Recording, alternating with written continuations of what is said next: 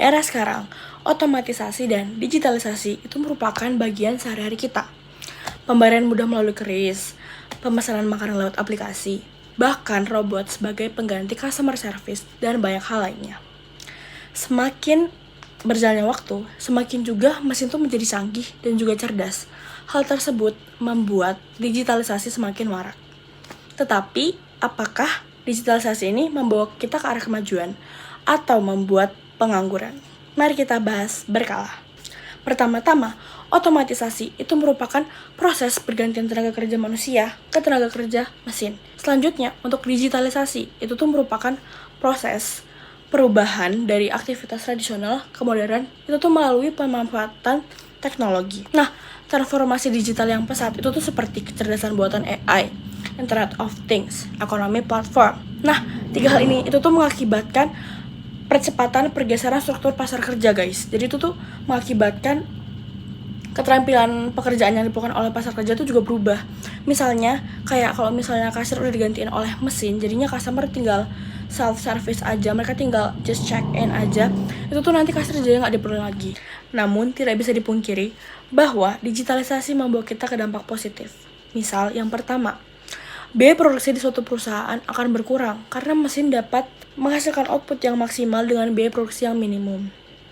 Yang kedua, menciptakan pekerjaan jenis baru, misalnya prompt engineering.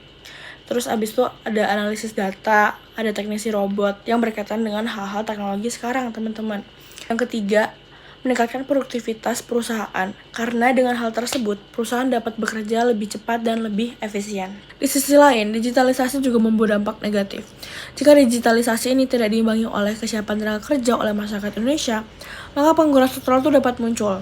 Presiden Joko Widodo pernah mengatakan bahwa pada tahun 2025, sebanyak 85 juta pekerjaan itu dapat hilang karena otomatisasi dan AI tersebut. Nah, tetapi hal ini merupakan prediksi dari akibat dari digitalisasi tersebut. Nah, pada Februari 2025, BPS mencatat sebanyak 7,28 juta orang itu mengalami pengangguran terbuka. Jumlah ini itu merupakan peningkatan dari tahun sebelumnya. Peningkatannya itu sebanyak 83.000 orang. Bisa diasumsikan bahwa Indonesia itu sedang berada dalam kondisi di mana masyarakat belum siap menerima perubahan transformasi digital ini, karena transformasi digital itu bergerak secara cepat, tetapi masyarakat belum bisa menangkap secepat itu. Penelitian di Nusa Tenggara Barat mendukung statement sebelumnya bahwa digitalisasi itu tidak melulu dapat mengatasi angka pengangguran. Jadi di NTB, di kota besarnya kayak di Bima sama di Mataram, mereka tuh mengadopsi digital yang tinggi. Nah, tapi angka pengangguran mereka juga tinggi. Nah, tetapi di daerah pedesaan kayak di Lombok Utara, mereka tuh mengadopsi digital yang minim, tetapi pengangguran juga minim. Kita ambil contoh lain juga di Sumbawa Barat, mereka menerapkan ekonomi tradisional, dan mereka berhasil menekan angka pengangguran di sana. Kenapa hal itu bisa terjadi gitu? Kenapa? Nah, faktor utama itu karena ketidaksesuaian kebutuhan digital dengan karakteristik tenaga kerja lokal gitu. Di penelitian NTB ini itu melukiskan bahwa peningkatan infrastruktur digital itu tidak selalu bisa meningkatkan lapangan pekerjaan, teman-teman. Malahan, adaptasi digital secara bertahap dan juga menyesuaikan dengan karakteristik lokal itu tuh malah menghasilkan output yang lebih baik. Berdasarkan analisis ini, untuk mengatasi angka pengangguran, jangan hanya fokus terhadap peningkatan teknologi, tetapi fokus pada bagaimana teknologi itu dapat diterapkan sesuai dengan konteks lokal.